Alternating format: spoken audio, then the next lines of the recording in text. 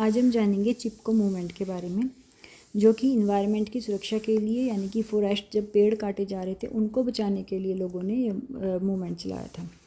Was an environmental movement start in India in the 1970 to protect forest from deforestation. ये started हुआ था 1973 में। Meaning है इसका हक करना या क्लिंग टू द ट्रीज। तो ये क्या था, उस समय लोगों को जब लगा कि पेड़ काटे जा रहे हैं, काफ़ी नुकसान होता जा रहा है, तब उन्होंने पेड़ काटने नहीं दिए। वो पेड़ों से चिपक जाते थे जब भी कोई उनको काटने आता था, ठीक है, तो उन्होंने वो पेड़ नहीं काटने दिए।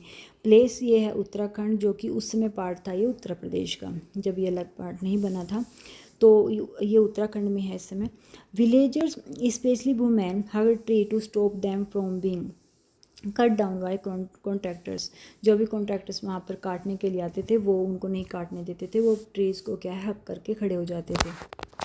और उनके जो मेन लीडर थे वो हैं सुंदरलाल बहुगुणा, चंदी प्रसाद भट्ट और गोरा देवी। तो ये 3 लीडर इसके मेन लीडर थे। और in 1974 women of Reni village hug tree to prevent logging contractor from cutting them. तो 1974 में भी रीनी विलेज की एक औरत ने वो खड़ी हो गई थी उनसे लिपट कर हक करके पेड़ से, जब कॉन्ट्रैक्टर उसको काटने के लिए आए पेड़ों को तो उसने काटने नहीं दिया। और इनके मेन लीडर को देख, ये हैं सुंदरलाल बहुगुणा और ये हैं चांदी प्रसाद और ये थी गोरा देवी, जिनके मेन लीडर थे। ये 3 लीडर थे। कारण क्या था कि जो कॉमर्शियल कटिंग हो रही थी पेड़ों की, मतलब कि जो एक कंपनी या फैक्ट्री बनाने के लिए कटिंग की जा रही थी कंपनीज के द्वारा, और एक सॉइल इरोजन हो रहा था, फ्लड्स इन हिली एरियाज, क्योंकि जो हिली एरियाज हैं अगर वहाँ पर पेड़ काट दिए जाएँ तो सॉइल इरोजन ज़्यादा होगा, फ्लड वगैरह ज़्यादा आ जाते हैं। लोकल जो लोग थे वो losing forest resource like fuel, fodder और वाटर, तो इनके लिए लोगों को काफ़ी दिक्कतें हो गई थी, वो लॉस खो रहे थे, क्योंकि जब जहाँ पर फॉरेस्ट हैं, जंगल हैं, तो लोगों को वहाँ फ्यूल पाउडर जैसे वो चारा वगैरह भी सब मिल जाता है, ठीक है, तो वो है वाटर, इनकी दिक्कतें आने लग गई थी।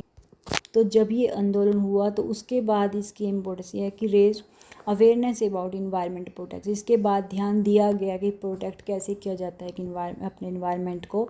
इनकर्ज किया इन्होंने लोगों को पार्टिसिपेशन इन कंजर्वेशन की, किस तरीके से हमें अपने फॉरेस्ट को जो है इनका संरक्षण करना है, इनको बचा के रखना है।